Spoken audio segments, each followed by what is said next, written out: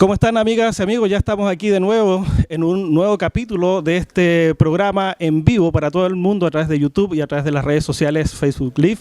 Estamos desde la costanera de Puerto Montt para todo el mundo y tenemos el privilegio de contar ahora en vivo entrevistando a la candidata presidencial de la Democracia Cristiana, Carolina Goich. ¿Cómo está, Carolina? Bienvenida a Puerto Montt, a la región de los lagos. Y una de las primeras preguntas que queremos aprovechar de hacerle es cómo se explica la alta militancia que tiene la ADC respecto a la percepción de la ciudadanía en distintos sondeos donde están bastante bajos, pero ¿cómo se puede revertir esta situación?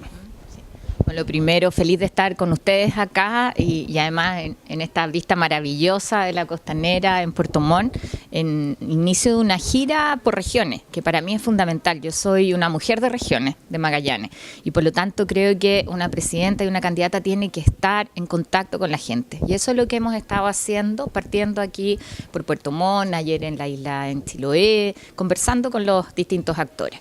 Tú me preguntas por las encuestas. Y yo quiero partir ahí señalando que si es algo que le ha hecho muy mal a la política es esto de dejar las decisiones a las encuestas. Fueron las encuestas las que bajaron o las que argumentaron, ¿no es cierto?, para bajar al presidente Ricardo Lagos, en vez de que haya sido la ciudadanía. Y por lo tanto yo no comparto. Lo primero que quiero decir, no comparto esa forma de hacer política. La política se hace en la calle, se hace conversando con la gente, se hace escuchando los temas, haciendo debate respecto de propuestas, y eso es lo que yo he incentivado, lo que he planteado desde mi candidatura. Ahora, lo segundo es que ninguna de las encuestas que hemos conocido públicamente mide intención de voto, y eso es algo que uno tiene que decir. Es distinto cuando uno pregunta quién cree usted que va a ser el futuro presidente a cuando se le da una lista cerrada en que yo tengo mucho mejor rendimiento. ¿Usted tiene sondeos propios y qué se puede decir en ese Por supuesto que tengo sondeos propios como todos los candidatos, pero las encuestas son herramientas que utilizamos para ir viendo los énfasis de campaña, planificando. No son predictores de lo que va a hacer la gente en noviembre. Y creo que la mejor demostración es lo que pasó con las primarias, donde si tú comparas lo que decía la CADEM que iba a pasar con Osandón y lo que iba a pasar con Beatriz Sánchez, era absolutamente a la inversa de lo que finalmente se dio. El Frente Amplio sacó menos votos que Osandón, cuando en las encuestas triplicaba o cuatruplicaba. Así que para mí en esto, más bien la guía es la convicción, el demostrar que uno tiene una propuesta seria para trabajar en una mirada de país más de mediano plazo, responsable, pero que también se hace cargo de los temas principales para la gente.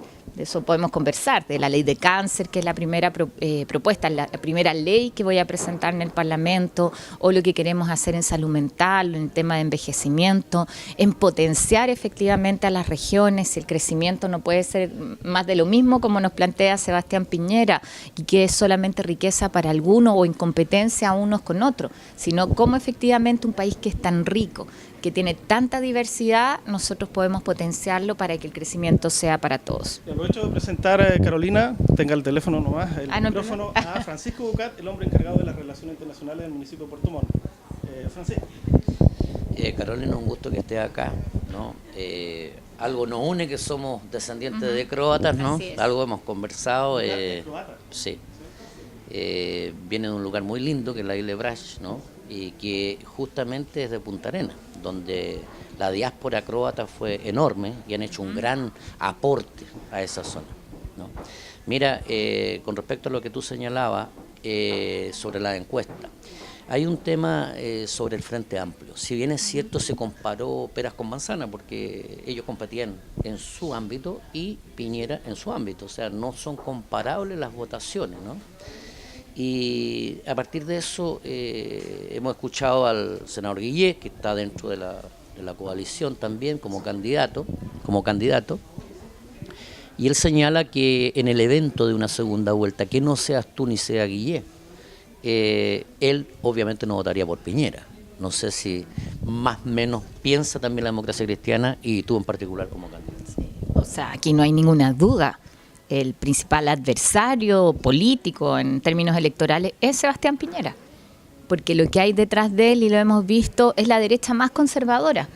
Es el querer terminar la gratuidad, como planteó inicialmente, es ningún pronunciamiento respecto a los temas de colusión, y algo que nosotros hemos planteado, que es aumentar las penas para los delitos de cuello y corbata, es ningún compromiso en materia de transparencia y de probidad, que para mí es un eje fundamental hoy día cuando la política está tan cuestionada, que quienes aspiramos a conducir el país seamos los primeros en decir aquí tenemos una hoja de vida intachable que le da garantía a la gente.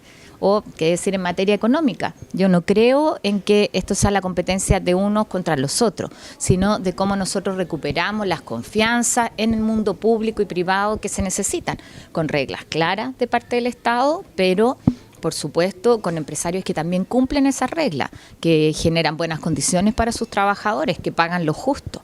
Entonces la competencia real está con la derecha. Ahí está la principal diferencia y sobre las posibilidades de quién pasa a segunda vuelta, yo suelo no hacer análisis ficticios, ¿no? Como decimos así, estamos hoy día en competencia, yo puedo hablar desde mi candidatura, que si tiene una ventaja es que solo podemos crecer. A diferencia de otras que partieron muy rápido y con mejores números, parece, que hoy día las vemos más estancadas. Nosotros solo podemos crecer. Mira, hay un tema que está convulsionado Chile, que es el tema Sename y los niños, la protección de la infancia.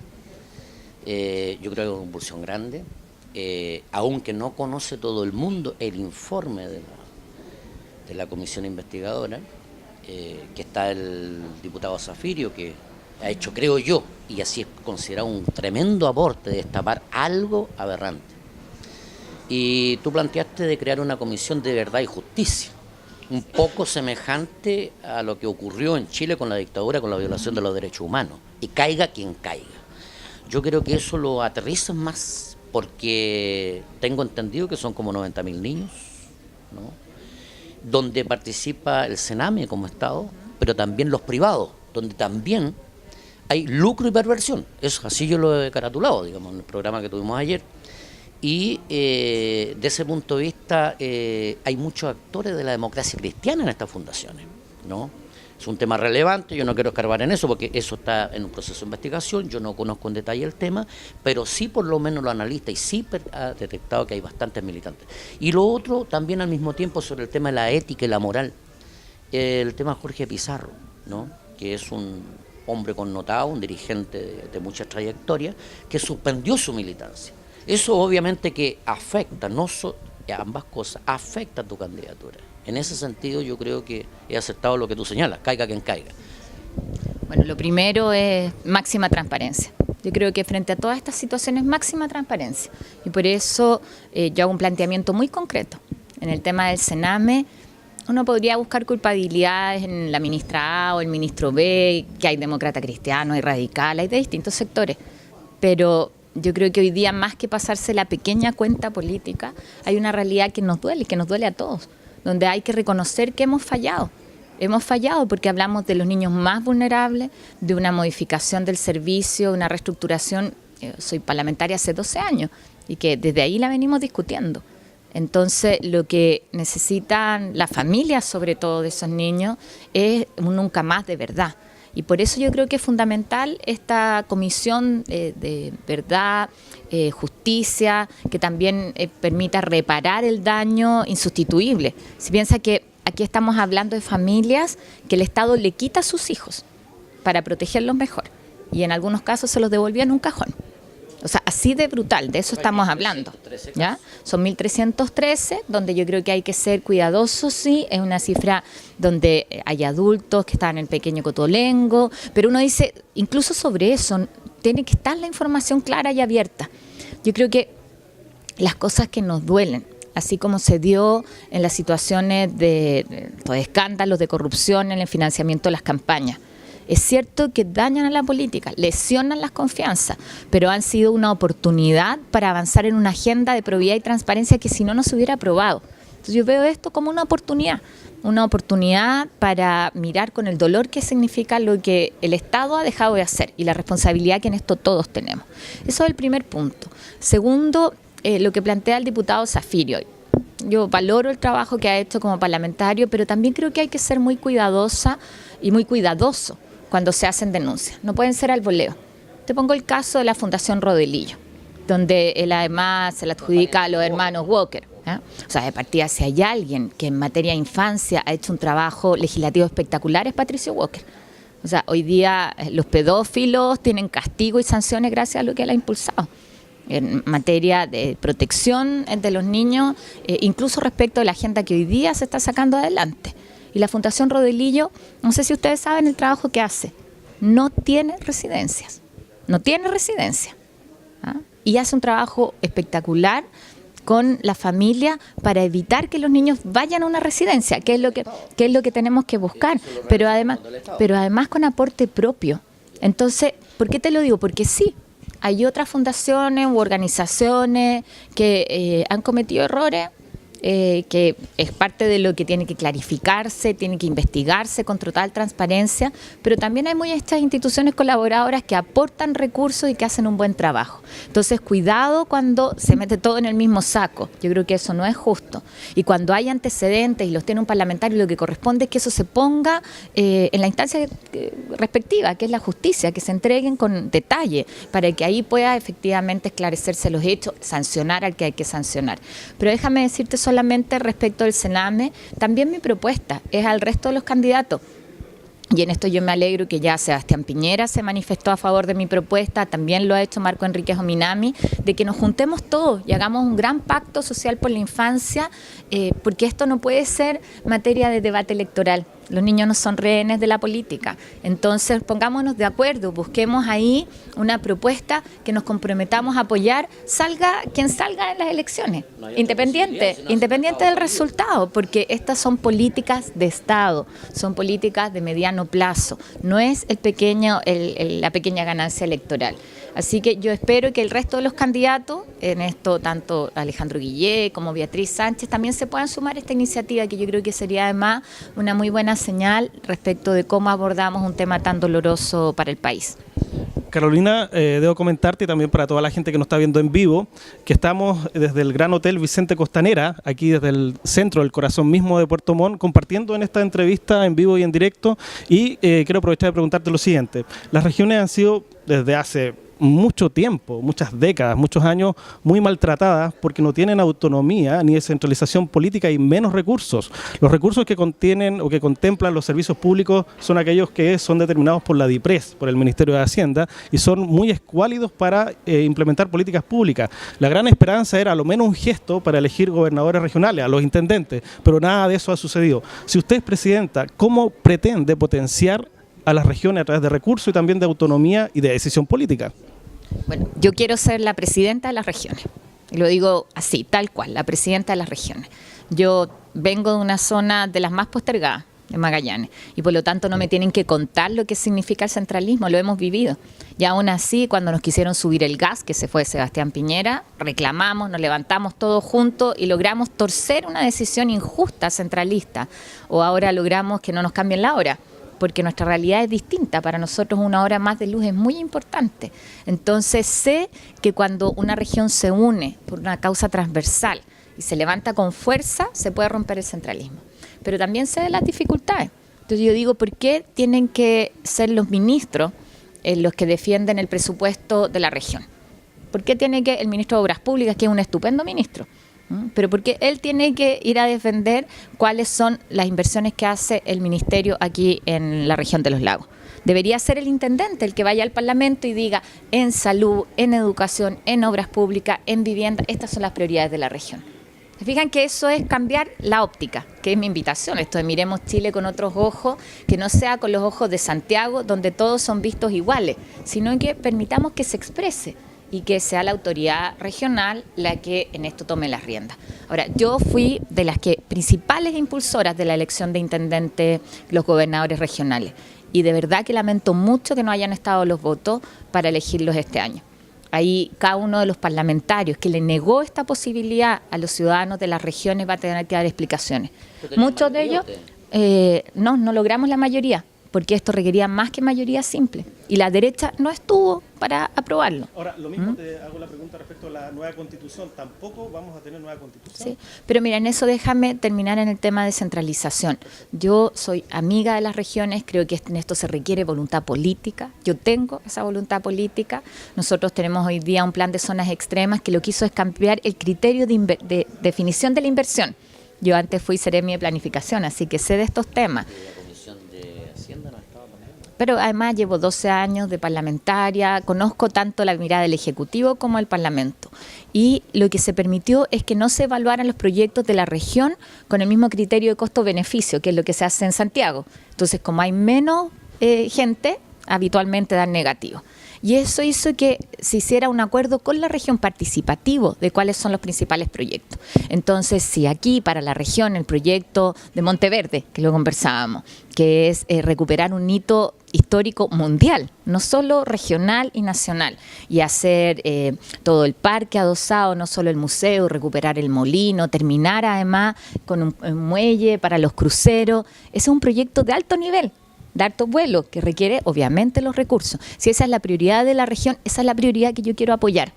O si lo que quiere la gente acá es el tren entre Alerce y Puerto Montt para poder desplazarse con mayor rapidez, es eso lo que tenemos que apoyar. ¿En el puente de Chacao, Carolina, tienes alguna opinión respecto? En el puente de Chacao es una obra que tiene que ir sí o sí, pero ahí tenemos también la expresión del centralismo regional.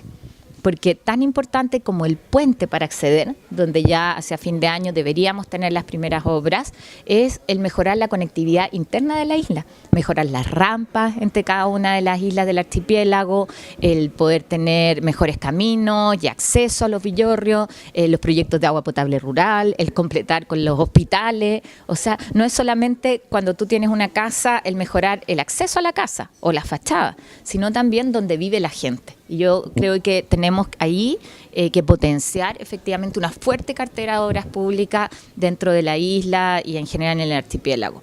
¿Y es partidario una nueva constitución, Carolina? En términos de la constitución, yo creo que no resiste. Cuando vemos que la reforma laboral, nosotros teníamos mayoría para sacarla adelante y aplicamos esa mayoría en favor de los sindicatos, de la organización de los trabajadores. Y sin embargo, es en el Tribunal Constitucional donde se cae.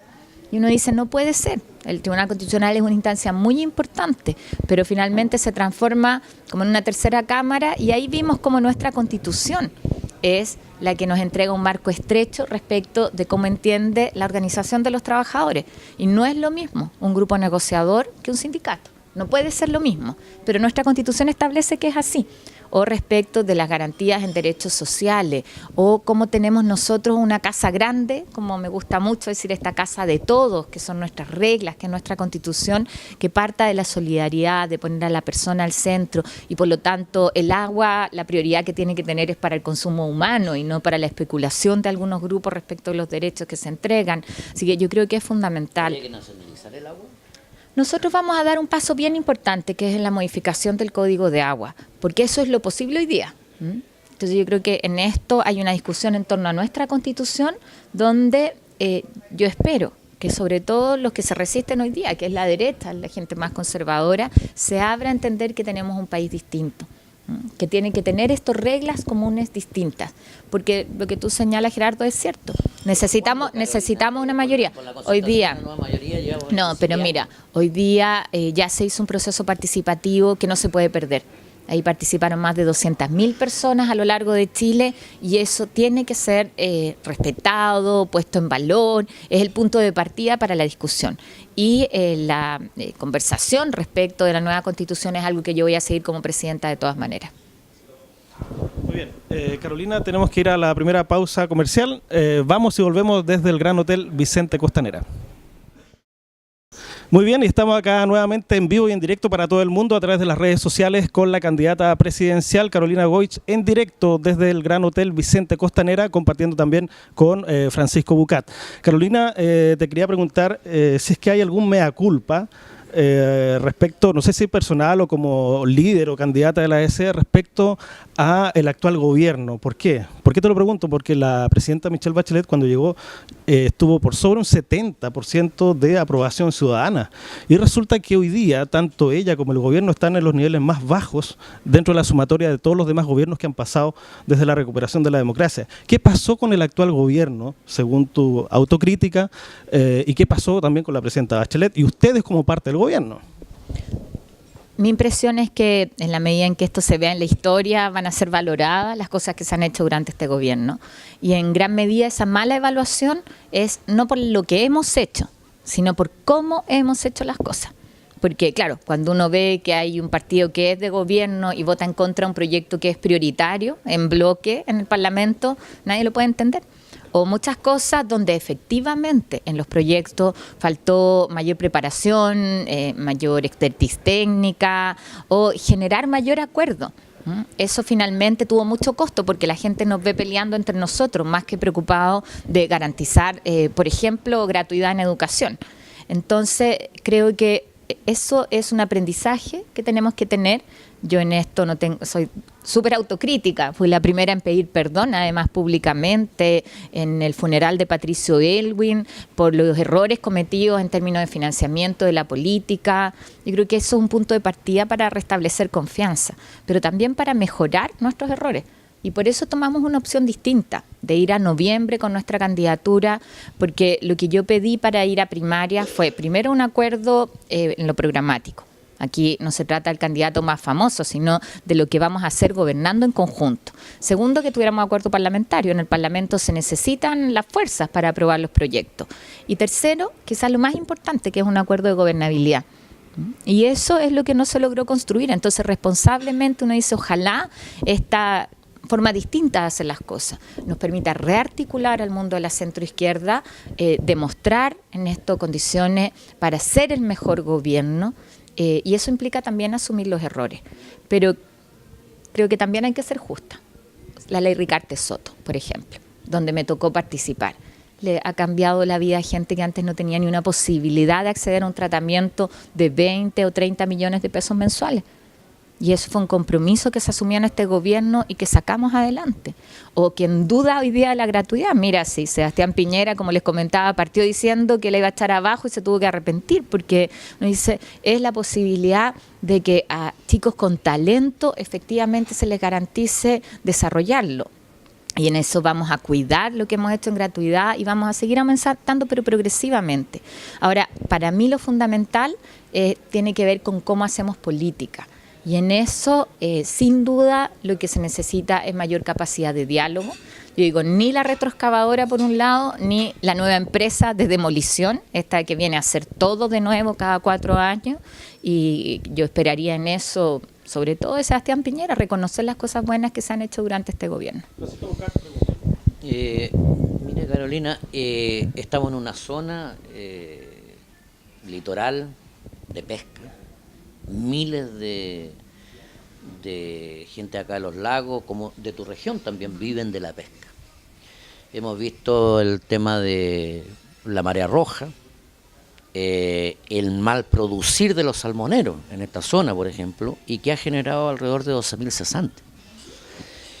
Y por otro lado hemos visto incluso parlamentarios procesados, porque las empresas han incidido incluso en la elaboración de la ley. ¿Una nueva ley de pesca ahora es necesario? Bueno, yo fui de las que voté en contra de la ley Longueira. Y con esa propiedad, junto al senador de la región, a Rabindranath Quintero y Adriana Muñoz, trabajamos una propuesta de modificación de la ley de pesca, que la presentamos en el Parlamento hace 3 años. Y le hemos insistido al gobierno que aquí tenemos que cumplir nuestro compromiso de revisar una ley que fue ilegítima en su tramitación, no hay ninguna duda. Ahora, tampoco podemos quedarnos sin ley, porque eso significa la carrera olímpica, o sea, ninguna regulación para extraer los recursos del mar. Lo he conversado además con los pescadores, ayer en Talcahuano, en Ancud, también ayer en Puerto Montt acá. Y lo que necesitamos nosotros es enfrentar esa discusión. ¿Qué duda hay de que lo que hemos conocido respecto de los pagos en campaña es inaceptable? Es inaceptable y es algo que no se puede volver a repetir. Y parte de las modificaciones que hemos hecho a la ley buscan eso. Una empresa te puede plantear su propuesta, pero eso se hace con transparencia, en la comisión, a la vista de todo el mundo, no en una oficina y a cambio de del financiamiento. Eso desvirtúa lo que tenemos que hacer. A mí me encantaría escuchar lo que dice Sebastián Piñera al respecto, porque fue su gobierno, fue el ministro Longueira, su ministro, quien impulsó este proceso donde hoy día conocemos la verdad. Ahora, mi preocupación es que tengamos nosotros una industria que sea sustentable. A propósito del tema de la salmonicultura, creo que en esta región, sobre todo, que es tan importante, se requiere una suerte de acuerdo en conjunto, donde yo espero ver a la industria sentada junto con los trabajadores, donde se asuma el más alto estándar en materia ambiental, porque si no se hace, finalmente afecta incluso a la industria, que eso es lo que sucedió acá con el virus ISA. También el cumplimiento de las normativas laborales, para que la gente no tenga el temor de perder su vida si trabaja como buzo, eso no puede ser. Entonces el cumplimiento del más alto estándar, que es también lo que están planteando los mercados internacionales. Incluso se habla, yo estuve en Alemania hace poco y se habla de la economía circular, que es que tú te haces responsable de todo el proceso, con Merkel, con Angela Merkel, generando algunos acuerdos, sobre todo porque yo quiero impulsar mucho la educación técnica, la formación de mano de obra asociada al mercado local. Mira, ahí están saludándola. En vivo, sí, perdón que salude, pero no la puedo dejar con la mano levantada. Entonces, ahí tenemos que trabajar. Y en el mundo de la pesca artesanal, lo conversábamos ayer desde el fortalecimiento de un INDAP pesquero de verdad, que no es lo que tenemos hoy día, y mi compromiso en eso es generar una fuerte inyección de recursos para un sector que en esta región probablemente debe ser de las regiones que más pescadores artesanales tienen proporcionalmente. Nos sucede parecido en la región de Magallanes, así que ahí establecimos varios puntos que los queremos empezar a trabajar desde ya. Yo soy parte de la Comisión de Pesca. Mira, quería solamente hacer la última pregunta, más bien son dos. En esta reunión con Angela Merkel, que curiosamente son los únicos dos partidos demócratas cristianos del planeta que están en el poder, la democracia cristiana alemana y la chilena, y ellos tienen una gran experiencia sobre cooperativismo. Entonces, cuando vemos nosotros que acá la reconversión de casi 12.000 trabajadores del salmón lo están reconvirtiendo en taxistas o en cualquier otra cosa, o sea, no se aprovecha esa experticia, se pierde. Nosotros creemos que es posible hacer cooperativizar a los salmoneros cesantes, entregarle la licitación del mar, Corfo, Cercotec le entregará los suministros financieros y ellos son los expertos en producir, o sea, la experticia se pierde una vez que se reconvierte. Así ocurrió con el carbón, así ocurrió con los tripulantes pesqueros en la octava región. Ese es un tema sobre cooperativismo, que es una nueva forma que no está inserto dentro de la política económica chilena. Y parece que hay aversión a aquello, ¿no? Eso, y lo otro que es muy importante sobre los presupuestos, la educación, la dimensión social de las plata que se necesitan, el tema del royalty. No hay royalty en Chile, es un impuesto adicional con aforo documental, es decir, que incluso permite el saqueo de minerales. Y sobre eso, quien se acercó más a aquello fue el senador Lavandero en esa época. Ningún parlamentario, ni tú, lo han tocado con la fuerza de vida. Yo creo que ahí está un tema que es un hoyo tremendo una vez que descubramos aquello, ¿no? Porque, quieras o no, la concertación privatizó el 60% del cobre. De ese punto de vista, creo que si no tocamos el tema del cobre, de aplicar un royalty, incluso renacionalizar, creo yo, porque sigue siendo la viga maestra del cobre, sigue siendo. Bueno, me planteas dos temas que son amplios, ¿eh? Sí. Amplios para responder. Claro, el primero tenía que ver con... Claro, el tema de las cooperativas, que es absolutamente dentro de la lógica de mi propuesta, el cómo nosotros generamos relaciones de confianza y de trabajo en conjunto. Y uno sabe que un pequeño pescador artesanal, un pequeño emprendedor o un pequeño productor agrícola solo no va a poder competir, no va a poder entrar a los mercados internacionales, aprovechar nuestros tratados de libre comercio, pero es distinto si se asocian. Y en eso hay muy buenas experiencias y efectivamente es parte de lo que conversamos en Alemania en mi reciente visita para poder tener la colaboración de ellos, en conocer su experiencia. Ellos basan su economía no solo en un producto como nos pasa a nosotros con el cobre, y aquí voy ligando con la otra pregunta, sino en diversificar. Nosotros tenemos que en esto además aprovechar la tecnología, porque hay muchas cosas que tienen que ver más con la economía de los servicios. Hoy con los pescadores artesanales conversábamos ayer si ellos pueden saltarse muchas veces al intermediario y comercializar ellos sus productos, tienen mucho mayor rendimiento, ¿ya? Y para eso, efectivamente, si uno forma una cooperativa, hoy día tenemos una ley que es mucho mejor para ello, si tenemos a Corfo, a Cercotec apoyando en esa línea, no con un proyecto concreto, sino por un tiempo que es más largo, para que efectivamente se asiente el trabajo en conjunto, podemos tener resultados que mejoren los productos y mejoren también las condiciones de negociación que tienen, en este caso, pescadores artesanales. Así que ahí hay una línea que de todas maneras vamos a trabajar en el futuro gobierno. Y en el tema del royalty, nosotros tuvimos un avance en la ley. que sin duda es insuficiente. Y yo en eso soy partidaria incluso de generar impuestos regionales, que decíamos con una ley de rentas regionales, que las empresas... pero como existe en Magallanes tenemos nosotros un impuesto que son los derechos de explotación del petróleo y del gas, que es la única parte en Chile donde se explota, y que entran al presupuesto regional y que nos ha permitido financiar proyectos productivos que justamente lo que buscan es ir reemplazando y diversificando nuestra actividad productiva, entendiendo que el petróleo y el gas son limitados. Entonces, ahí nosotros tenemos que abrirnos no solamente a la explotación del cobre, no podemos ser dependientes solamente de aquello, y tenemos una riqueza muy importante, pero que muchas veces no miramos, porque es más fácil una economía extractiva, primaria, de los recursos naturales, pero sabemos que eso finalmente no es sustentable respecto del modelo de desarrollo. Ahí tenemos que tener un cambio. Es cierto, revisar las situaciones de royalty, pero a la par avanzar en áreas que incluso tienen que ver con la investigación científica.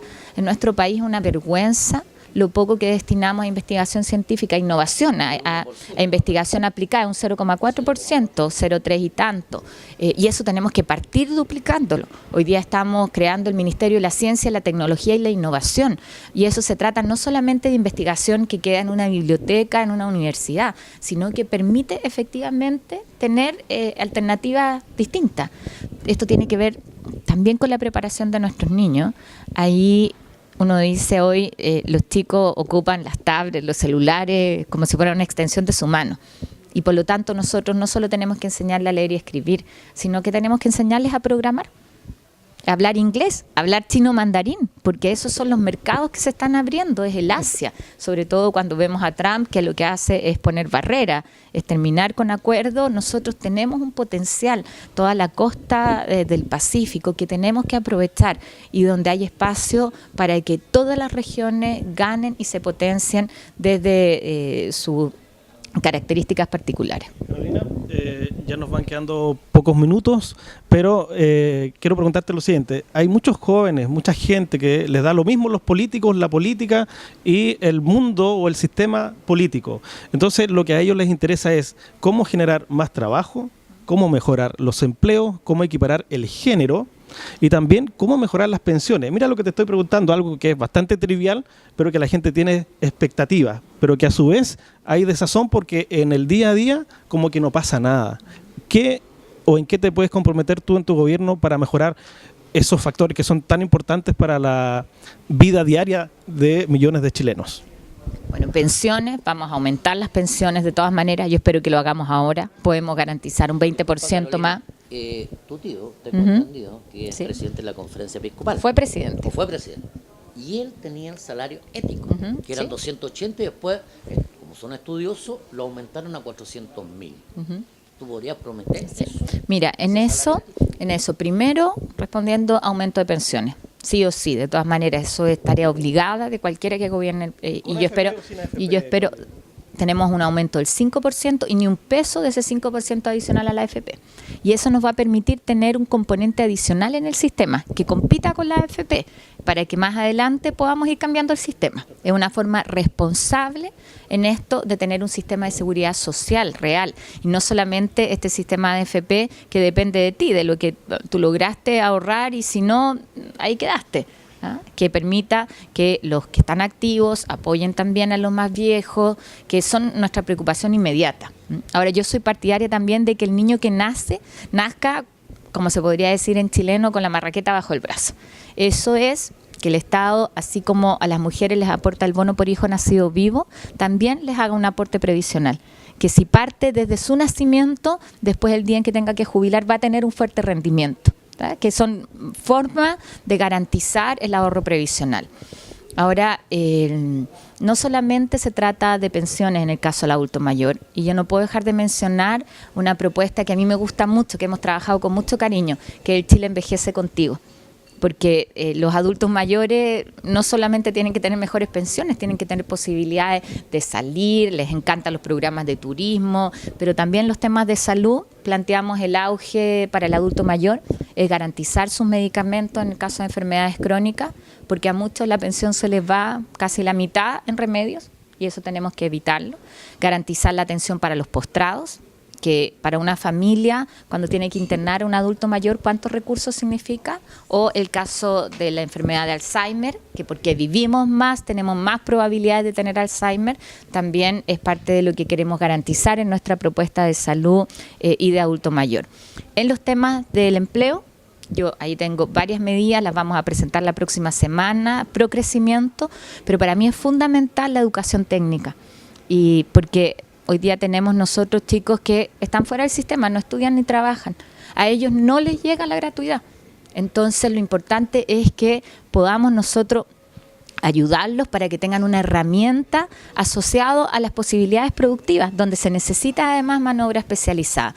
Ahí hay una experiencia también alemana que es el aprender en el trabajo, más que teóricamente, se hace el 70% de la formación en el lugar de trabajo y el 30% teórico, y esto permite además que muchos se queden trabajando en la empresa, que es la formación dual.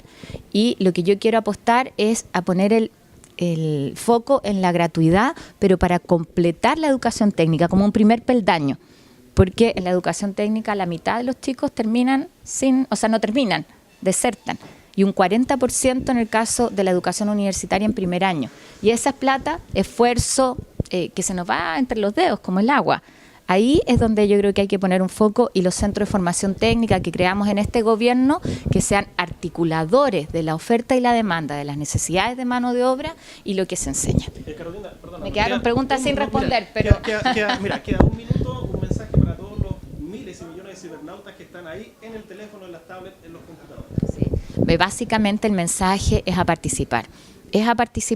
Nosotros tenemos hoy día la posibilidad de mirar efectivamente a Chile con otros ojos y hacerlo desde la colaboración, desde el trabajo concreto, desde la buena política, la mirada de las regiones. Yo tengo todo el entusiasmo y todo el compromiso, pero eso para nosotros lo fundamental para eso es que la gente concurra a votar, y yo me alegro de que existan hoy día distintas alternativas de candidatura para que eso favorezca en noviembre la mayor participación de ustedes, de los que nos están mirando, incluso de los que nos siguen desde el extranjero.